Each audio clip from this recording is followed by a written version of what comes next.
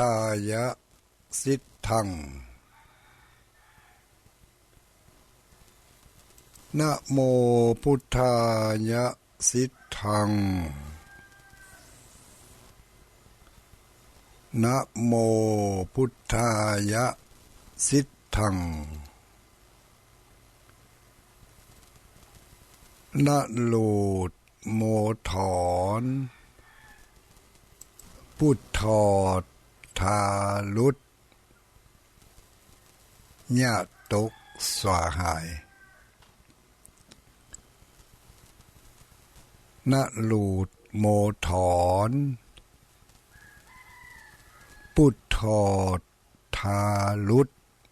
ญาตกสวาหายนะลูดโมถอน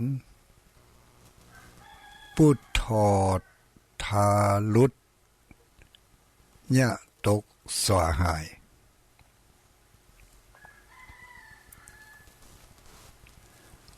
พามานาอุกะสะนะทุเอปามานาอุกะสะนะทุเอ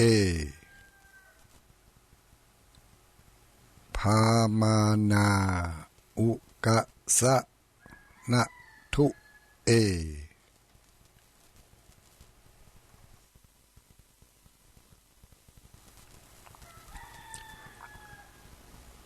ขอความนอบน้อมแด่องค์สมเด็จพระสัมมาสัมพุทธเจ้าขอน้อมอภิวาทแด่พระสัทธรรมเจ้าขอน้อมนมัสการแด่พระอริยสังฆเจ้า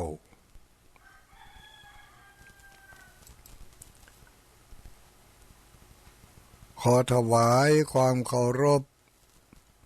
มายังท่านพระคุณเจ้าท่านเจ้าคณะพระสังฆาธิการท่านครูบาอาจารย์พระสงฆ์องค์สังฆเจ้าตุปอตุอุ้ย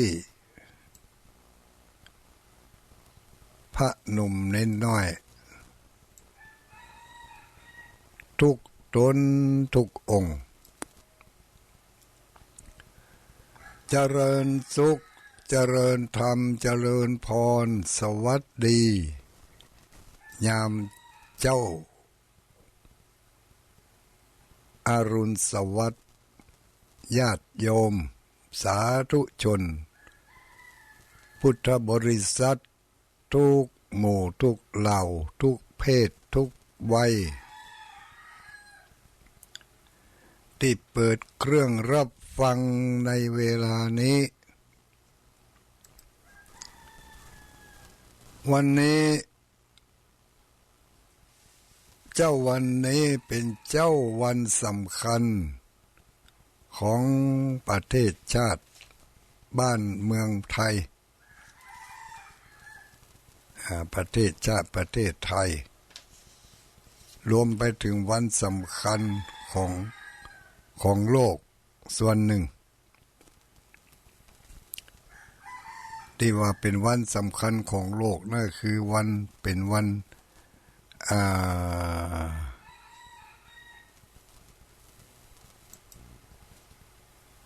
เป็นวันสำคัญคือ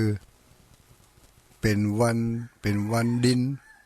เป็นวันดินโลกวันสำคัญของประเทศไทยคือวันพ่อแห่งชาติของประเทศไทยและวันชาติไทยนะอันนี้เกี่ยวกับประเทศไทยวันชาติไทยวันพ่อแห่งชาติของคนไทยและวันดินโลกอันนี้ระดับโลกเลยเป็นวันสำคัญในวันนี้วันที่5วันที่5เดือนธันวาคม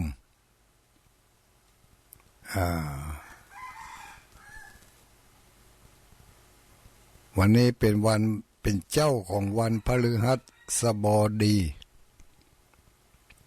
เจ้าของวันพฤหัสบดีวันที่5แล้วก็วันที่5นี่ก็เป็นวันขึ้น5 ค่ำอันนี้ลมหลวงรู้นี่ พอดีว่าเดือนเมืองบ่ใช่เดือน5เนาะ ก็เลยบ่ได้เป็นลมหลวงพอแล้วมันลมหลายอย่างรู้นี่วันพฤหัสบดีก็เป็นวัน5เนาะวันที่5เดือนธันวาก็เป็นเลข5เนาะแล้วก็เดือน3ออก5 ค่ำอันนี้ก็เป็นเลข5เนาะมีหลาย5 3 5ก็รู้เนี่ย1 5วันพัด2 5วันที่3ขึ้น5 ค่ำนะเดือน3เหนือเดือน3เหนือนี่มันเป็นเดือน1ใต้เดือน1เดือน3วันนี้เป็นวันสำคัญของชาติ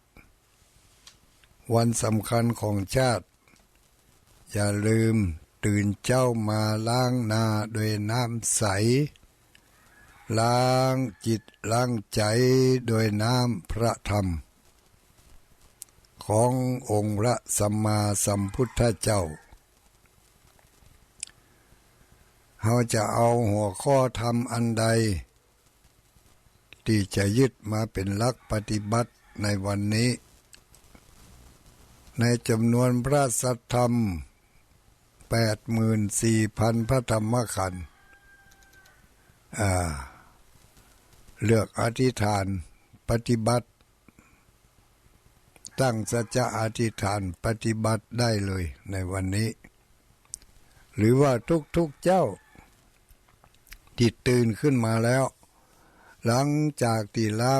งหน้าล้างตาล้างเนื้อล้างตัวโดยน้ำใสสะอาดแล้วก็มาล้างจิตล้างใจเตรียมเครื่องประดับต่างๆเข้ามาประดับในตนในตัวในกิริยามารยาทของเราการประดับผิวพรรณภายนอกโดยเครื่องสำอางหรือว่าเครื่องสำอางเครื่องประดับประทินผิวต่างๆเพื่อความสวยสดงดงามของร่างกายฉันใดการประดับกิริยามารยาทประดับพฤติกรรม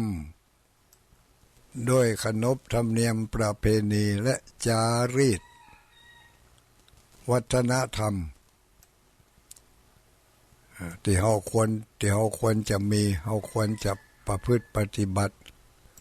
ควรจะรักษาไว้และเป็นการถ่ายทอดให้แก่อนุชนรุ่นหลังเขาจะได้ยึดถือปฏิบัติเป็นแบบอย่างคือวัฒนธรรมอันดีงามของเราอย่างวันนี้เป็นวันสำคัญของประเทศไทยเมืองไทยก็มีขนบธรรมเนียมในการประพฤติปฏิบัติที่เพิ่นตั้งไว้เป็นจารีตฮีตห้อยก็มีหลายประการโดยเฉพาะอย่างยิ่งวันนี้ที่เรียกว่าเป็นวันสำคัญของคนไทย3 อย่างด้วยกันอย่างที่กล่าวมาตะกี้เนาะอย่างน้อยๆนะ3 อย่างที่เป็นหัวข้อ พอที่จะจับมาเป็นหลักในการประพฤติปฏิบัติกันได้เจ้าวันนี้อาตมาภาพผู้รับผิดชอบเวลาบริหารเวลาของทางสถานีวิทยุแห่งนี้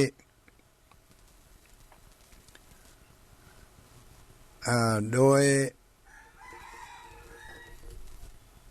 รับผิดชอบบริหารเวลาตั้งแต่บัดนี้6 โมงปลายไปจนถึง7 โมงโดยประมาณต่อจากนั้นก็จะเข้าสู่ของตังส่วนกลางกรมประชาสัมพันธ์อาจจะมีการถ่ายทอดงานวันพ่อแห่งชาติก็ว่าได้หรือว่าเปิดจะมีข่าวคราวอันยังข่าว7 โมงที่ท่านทั้งหลายได้ยินอยู่ในเวลานี้อาตมาภาพพระครูปฏิภาณธรรมทินหรือที่เครือข่ายขึ้นสีขาว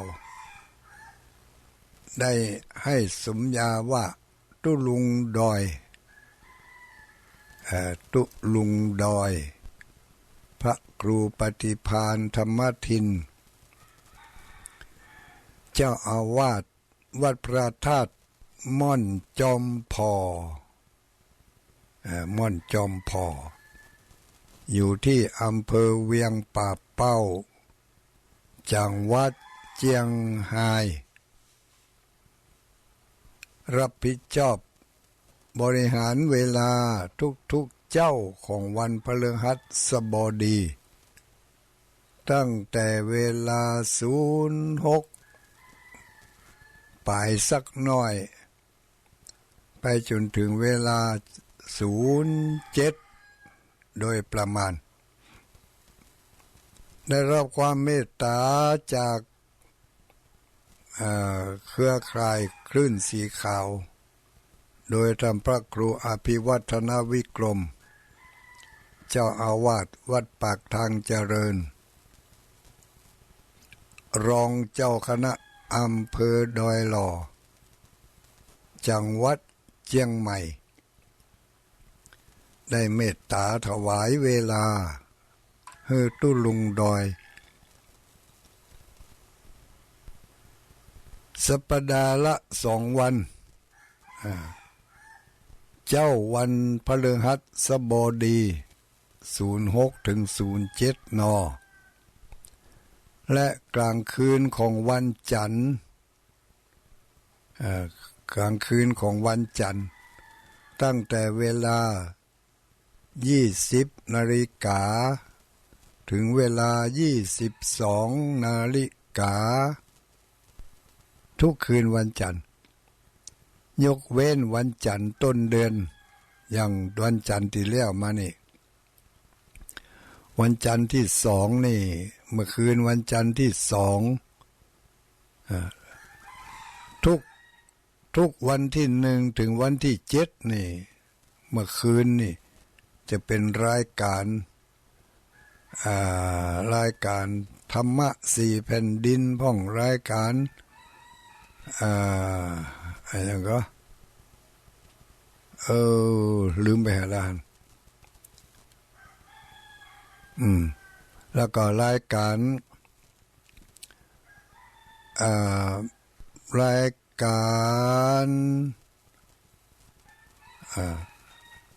พระสงฆ์องค์สังฆเจ้าที่เปิ่นมีภูมิหูภูมิธรรมจะได้นำมาเสนอแนวคิดข้อปฏิบัติให้แก่ญาติโยมหลากหลายรูป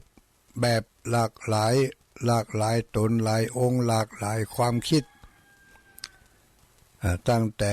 วันที่1ถึงวันที่7ของทุกเดือนเวลาเมื่อคืนอันนี้ก็แบ่งปันเวลาให้แก่ เปิดโอกาสให้แก่ผู้ที่เป็นมีภูมิหูภูมิธรรมจะได้มานำเสนอให้ญาติโยมทั้งหลายในหลายรูปแบบเพื่อจะให้เกิดความหลากหลายสีสันทางด้านการเผยแผ่พระธรรมคำสอนของพระสัมมาสัมพุทธเจ้าได้เปลี่ยนบรรยากาศก็สัปดาห์แรกของเดือนทุกเดือนเขาจะได้มีการรับรู้หลากหลายความนึกความคิดสำหรับเจ้าวันนี้ก็เป็นเจ้าของวันพฤหัสบดีบอกว่าจะมีไผที่ได้รับฟังนี่พ่องก็จะเนาะบัดเดี๋ยวนี้ที่รายงานตัวมานี่รายงานตัวทางไลน์ทางลำปางเนอะทางลำปางเปิ่นเข้ามาละคุณโยมพิสมัยเขื่อนคำแสนกราบไหว้สาหลวงพ่ออนุโมทนาบุญตัวเนตเจ้าลำปางชัดเจนดีอันนี้สายลำปางเนาะตื่นเจ้ามาล้างนาด้วยน้ำใสล้างใจด้วยน้ำธรรมอย่าไปลืมเนอะสายฝางรายงานตัวมาแล้วสายฝาง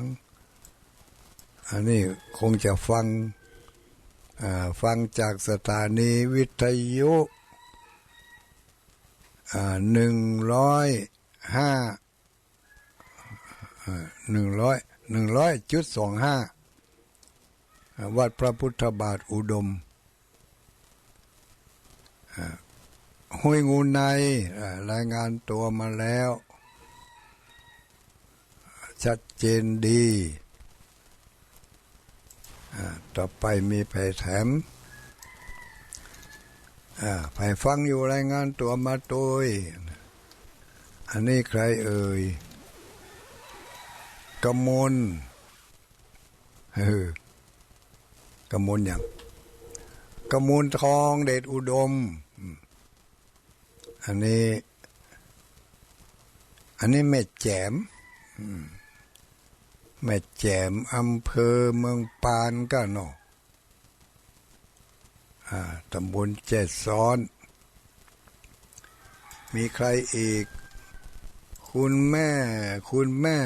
สายฝนจันกุณะอันนี้ก็มาจากตำบลน้ำดิบอำเภอป่าซางจังหวัดลำพูนถัดมามีไผ่แถมมี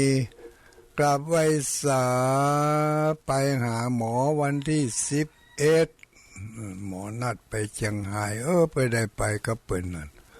วันที่11นี่เปิ่นจะไปอำเภอดอยหล่อไปวัดปากทางเจริญกันวัดปากทางเจริญเนอะไปล้างนาด้วยน้ำใสล้างใจด้วยน้ำธรรมที่วัดปากทางเจริญในวันที่11เดือนธันวาคมนี่นะกราบไหว้สาอันนี้นี่แม่อุ้ยน้องอุ้ยจันอุ้ยน้องจันอุ้ยน้องจันนี่ชื่อว่าอุ้ยจันว่าให้เพิ่นไปจะบ่เอามาทอเน่าให้กินแล้วเนอะอุ้ยจันบ้านปางงิ้วเนาะถัดมามีคุณโยมอุไรกันกอง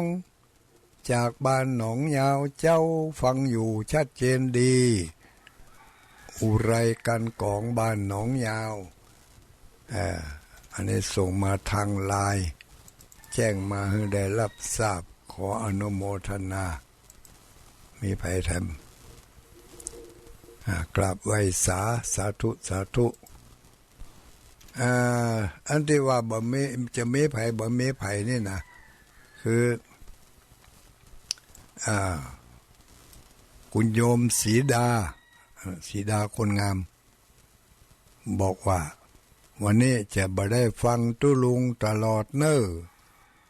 จะไปร่วมกิจกรรมทำบุญใส่บาตรตีหน้าที่ว่าการอำเภอเวียงป่าเป้าเพราะว่ากิจกรรมวันพ่อแห่งชาติ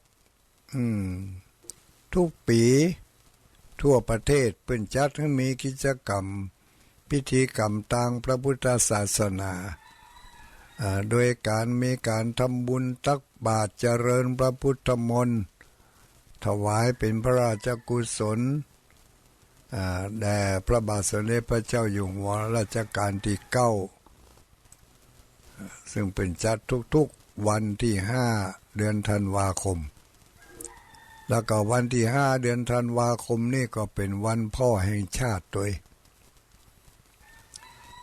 กิจกรรมในทางศาสนาก็มีการ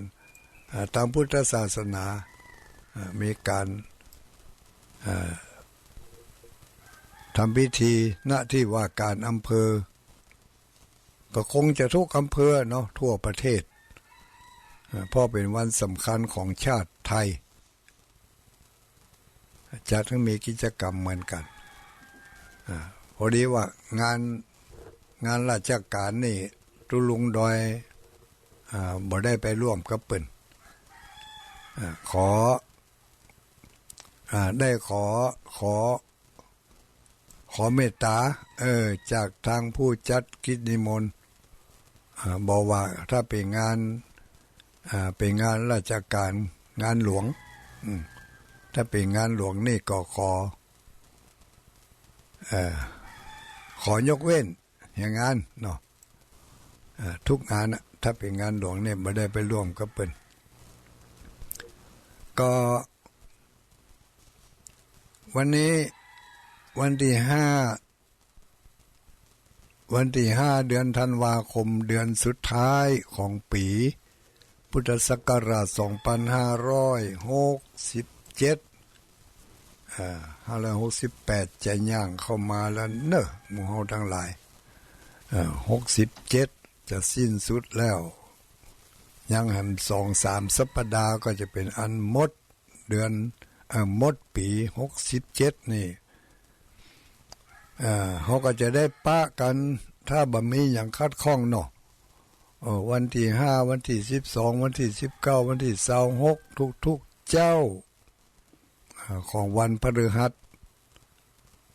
ก็ได้มาพบมาปะกันกับศรัทธาญาติโยมทั้งหลาย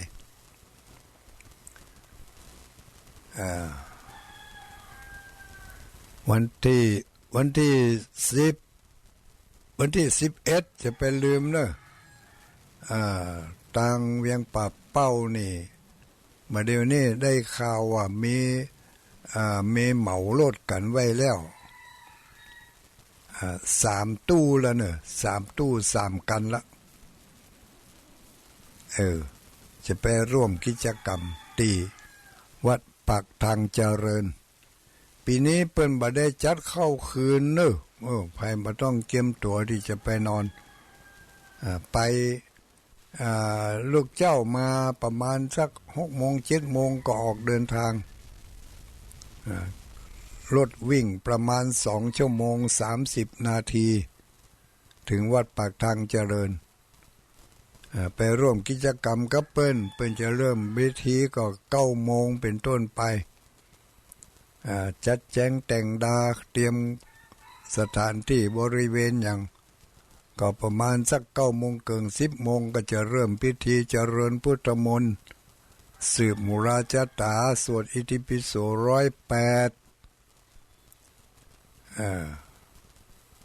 ภาคหลังเตี้ยงจะมีหยังบ่มีหยังก็เขาก็ไปรับฟังเอากิจกรรม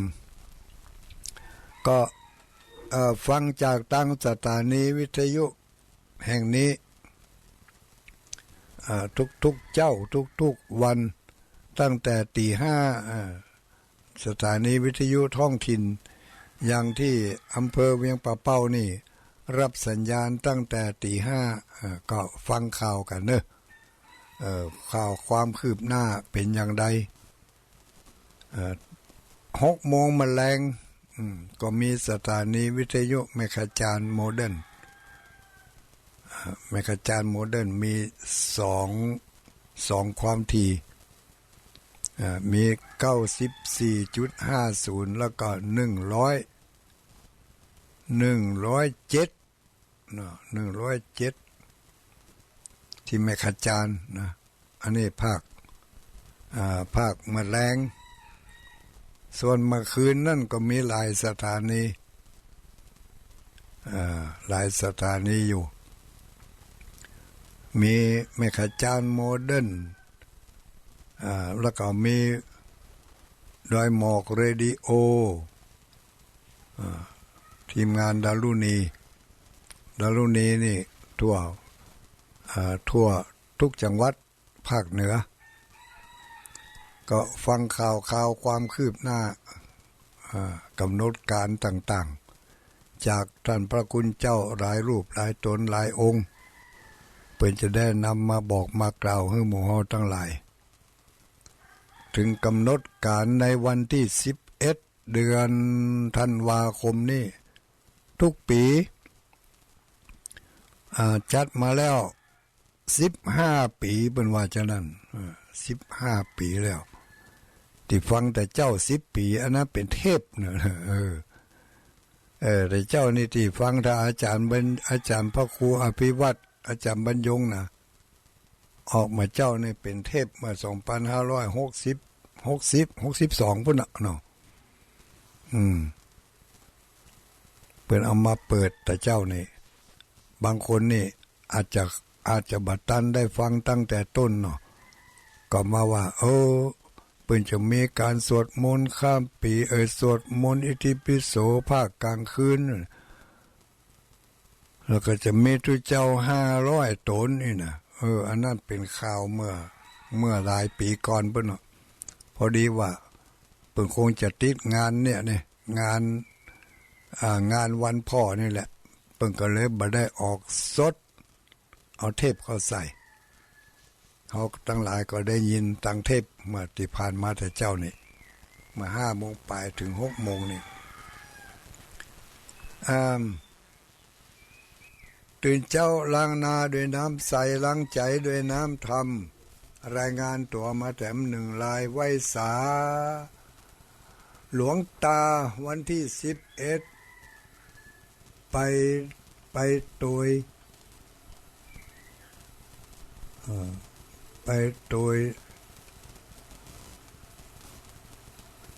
ไหมรอไปตุยไหม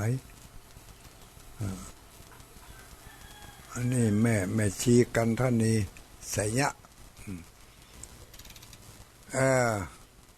จะไปตุยหลวงตาก็ว่าหลวงตาจะไปตุยกันแน่ก็แล้วแต่เนอะแล้วแต่สะดวกหลวงตาก็คงจะไปต่างหากเนาะ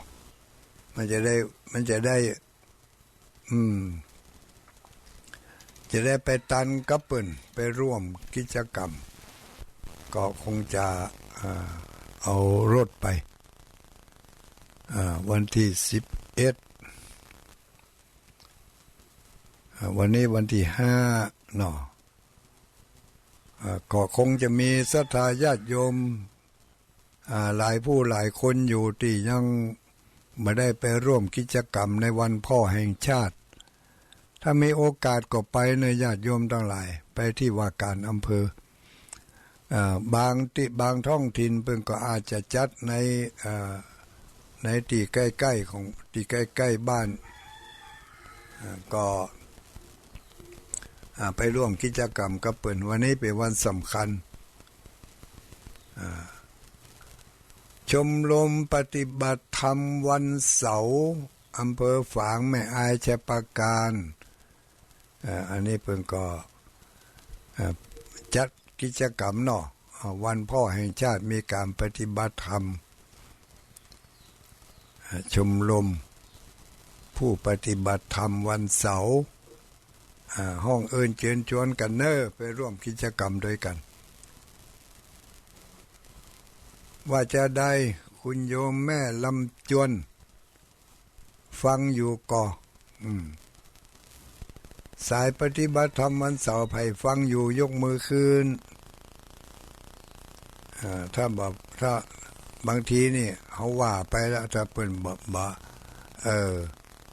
เปิ่นบ่ได้ยินเนาะ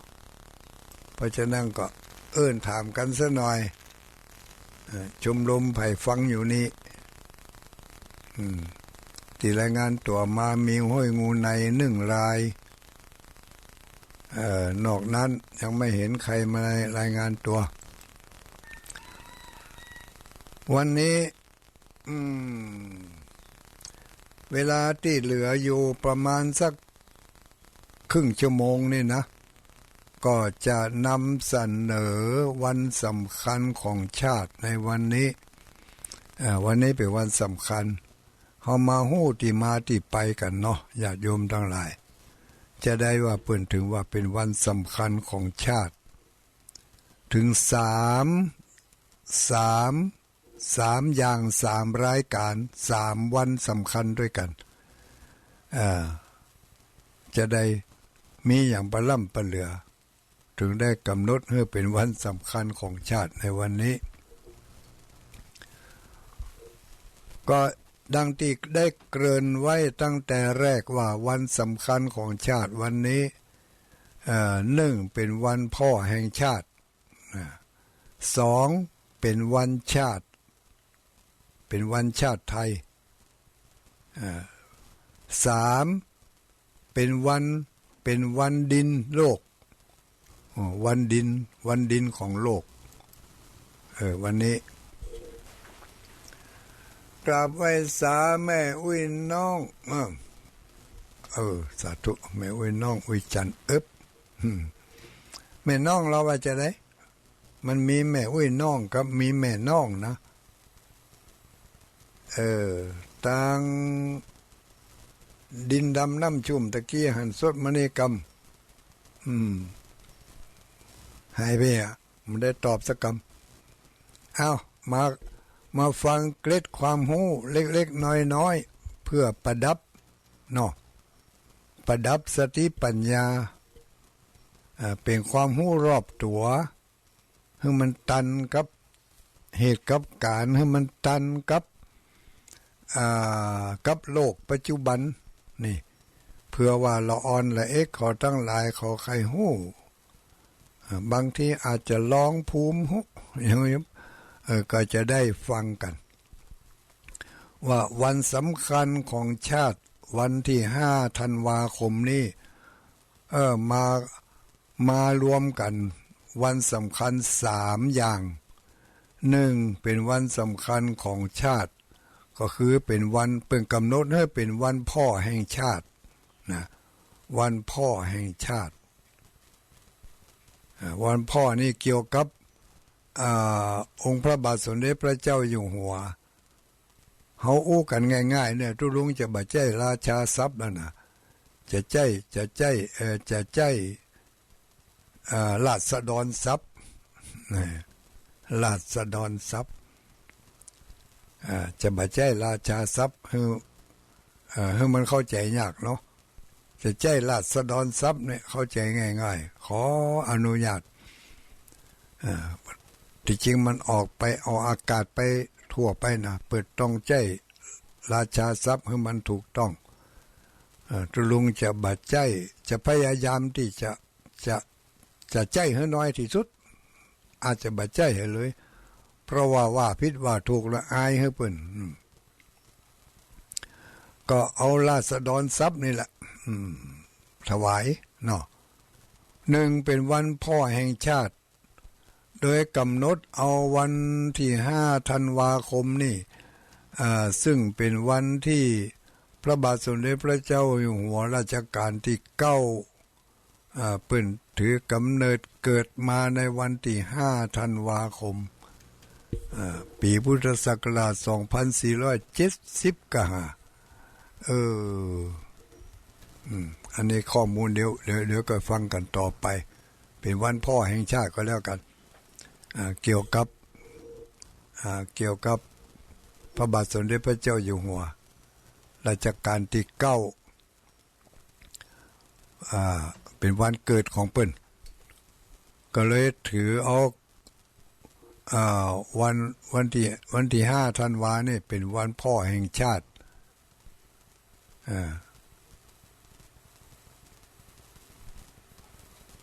แล้วก็วันที่5ธันวาคมเป็นวันชาติไทย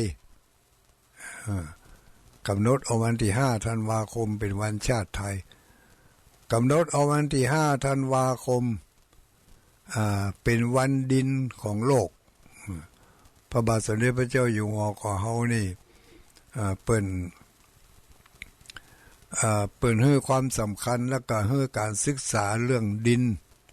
ดินฟ้าอากาศดินน้ำแล้วก็ป่าเนาะฝนก็คือน้ำละว่ากันไปตามขั้นตอนเนอะวันที่5ธันวาคมเป็นวันหยังเอามาเข้าใจกันให้ก่อนเมื่อวันที่7เดือนกุมภาพันธ์2560สำนักนายกรัฐมนตรีได้ออกประกาศเรื่อง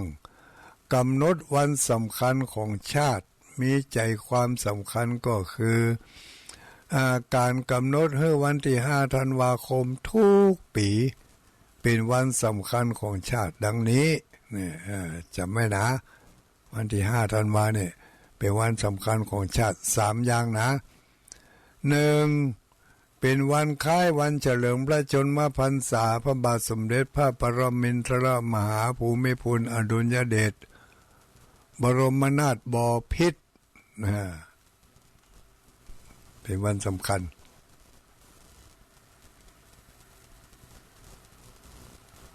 2เป็นวันชาติไทย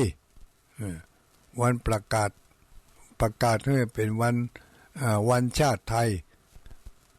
3เป็นวันพ่อแห่งชาติแล้ววันดินไม่ไหนหายแซบวันดินก็จูเอาบนกันเนาะแล้วมีมติตั้งแต่วันที่6กุมภาพันธ์2560เป็นต้นไปเพื่อจัดกิจกรรมวันพ่อแห่งชาตินี่วันพ่อแห่งชาติปีนี้ปี2567นี่ตรงกับวันพฤหัสบดีที่5ธันวาคมซึ่งวันนี้ถูกกำหนดให้เป็นวันพ่อแห่งชาติเนื่องจากเป็นวันคล้ายวันพระราชสมภพก็คือเป็นวันคล้ายวันเกิดของพระบาทสมเด็จพระเจ้าอยู่หัวรัชกาลที่9เนี่ยวันเกิดของเปิ้นนะถึงแม้ว่าเปิ้นจะสวรรคตไปแล้วก็ตามแต่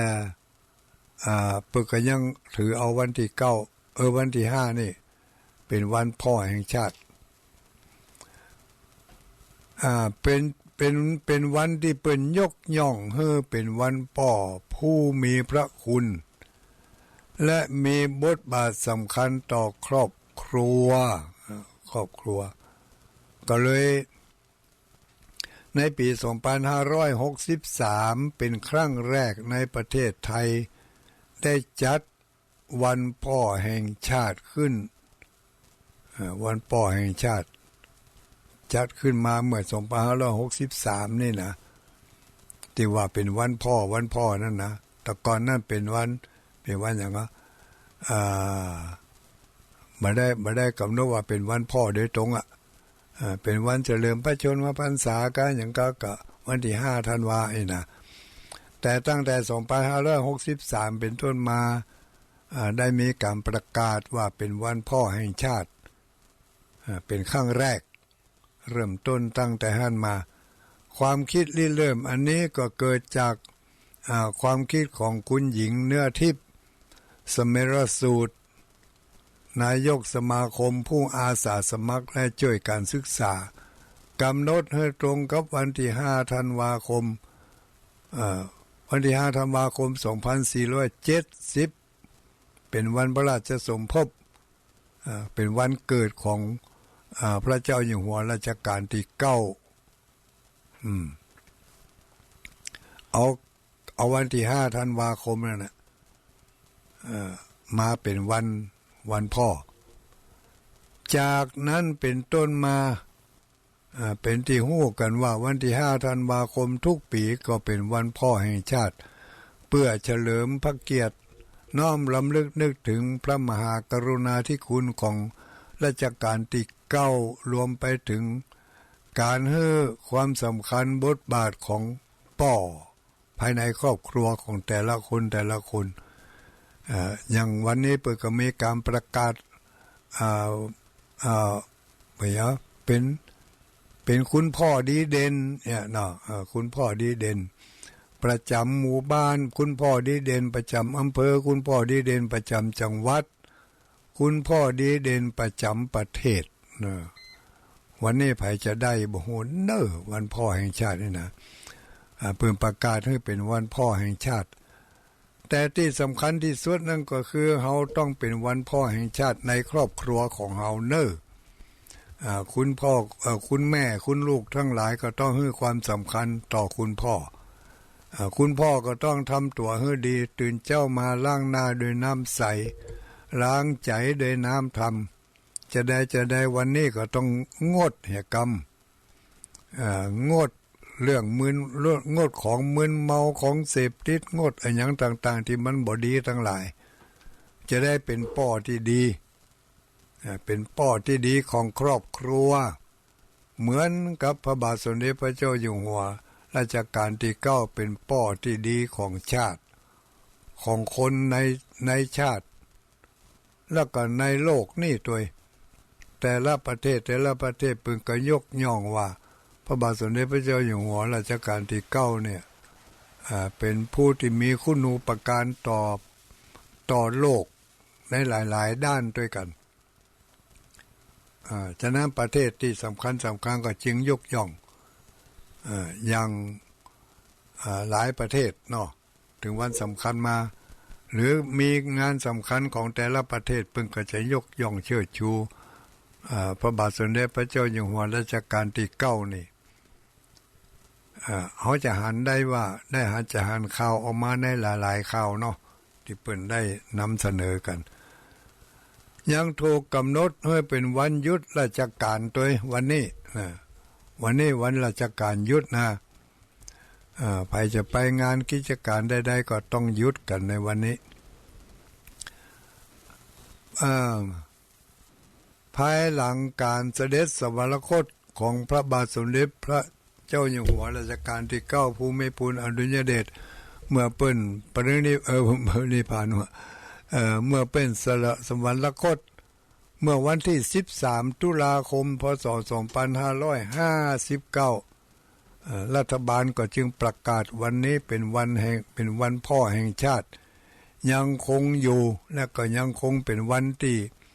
ต้องปฏิบัติกิจกรรมเหมือนกับเมื่อเปิ้นยังมีพระชนอยู่นี่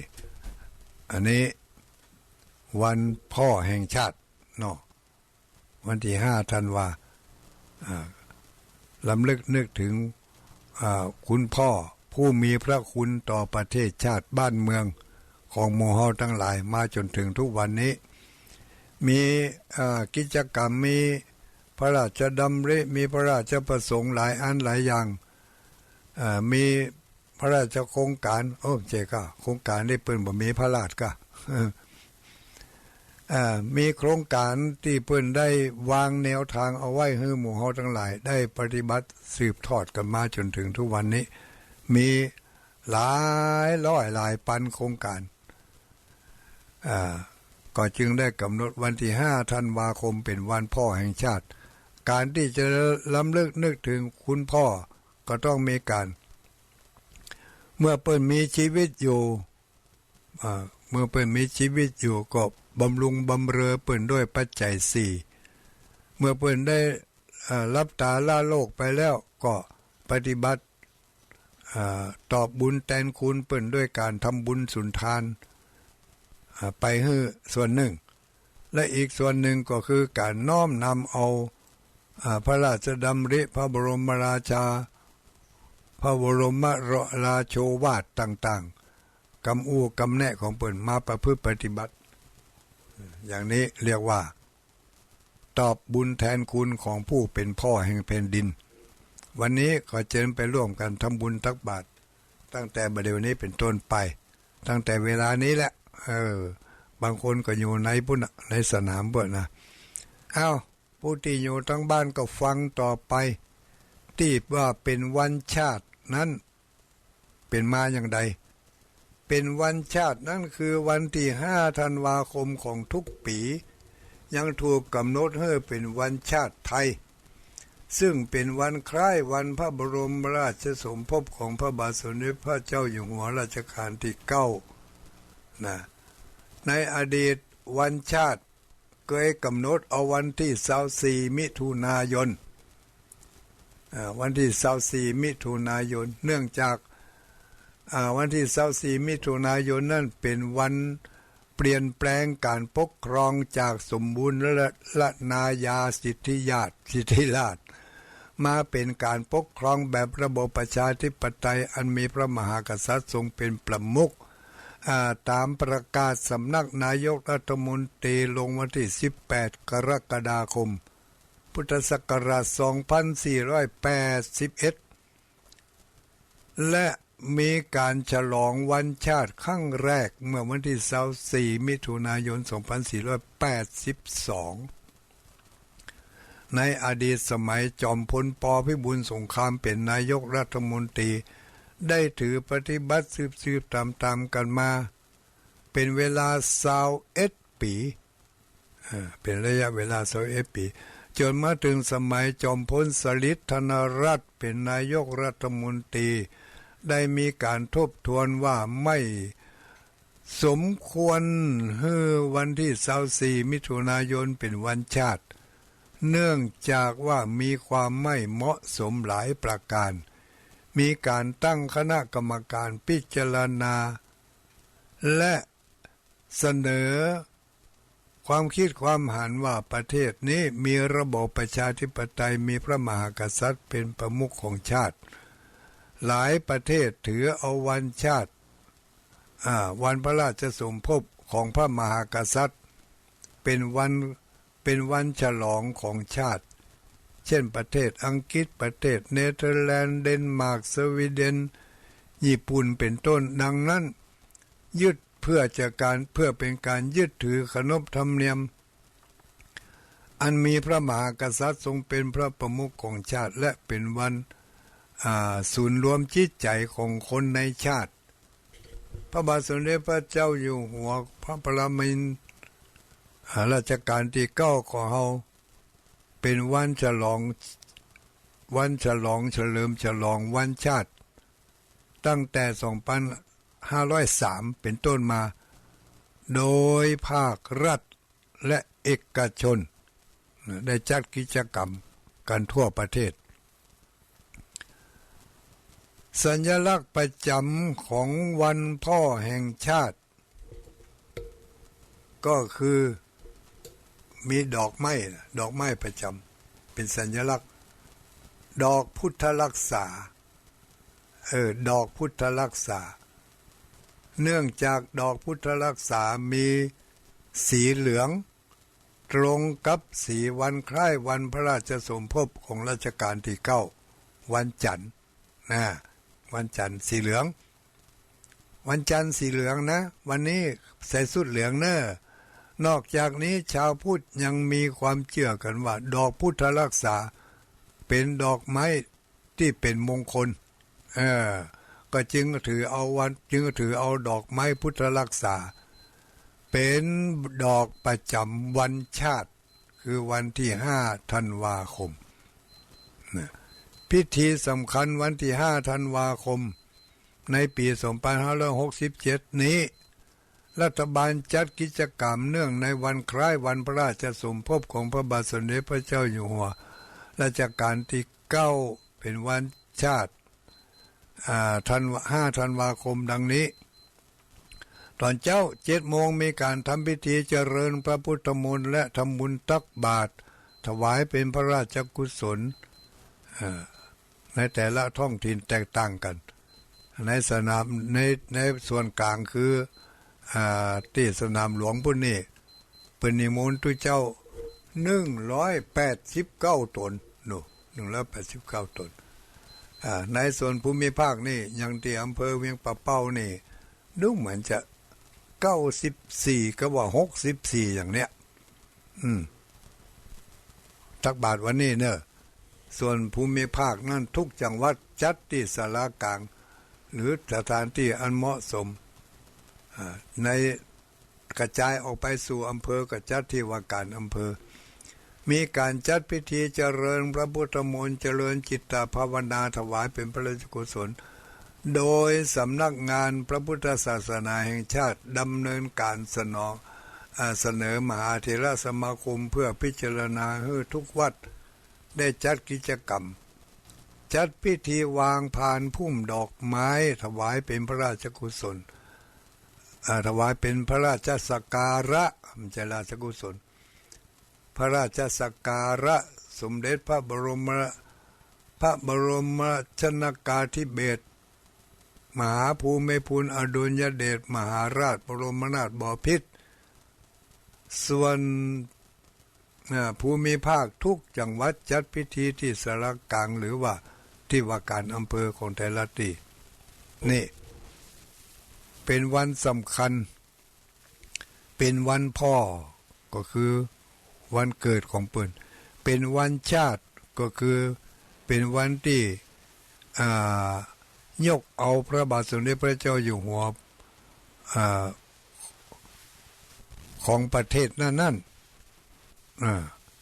ที่พระสงฆ์นิกรทั้งหลายให้ความเคารพสักการะบูชาจะหมดเวลาแล้วญาติโยมทั้งหลายเหลือแต่น้อยเดียวที่ว่าเป็นวันดินของโลกนั่นก็คือว่าเป็นวันสำคัญแห่งการตระหนักถึงทรัพยากรดินทั่วโลกนะวันที่20 ธันวาคม 2556ที่ประชุมสมัชชาสหประชาชาติสมัยสมัชชาที่68ได้มีมติรองรับให้วันดินโลกตรงกับวันที่5 ธันวาคมของทุกปีและปี 2558เป็นปีดินสากลมีผลตั้งแต่ 2557 เป็นต้นไปวันดินโลกอยู่ในปฏิทินการปฏิบัติงานขององค์การสหประชาชาติอย่างเป็นทางการทุกวันที่5 ธันวาคมของทุกปีประเทศสมาชิกองค์การสหประชาชาติ193 ประเทศจะจัดงานเฉลิมฉลองวันดินโลกโดยทั่วกันในเมื่อวันที่16 เมษายน 2555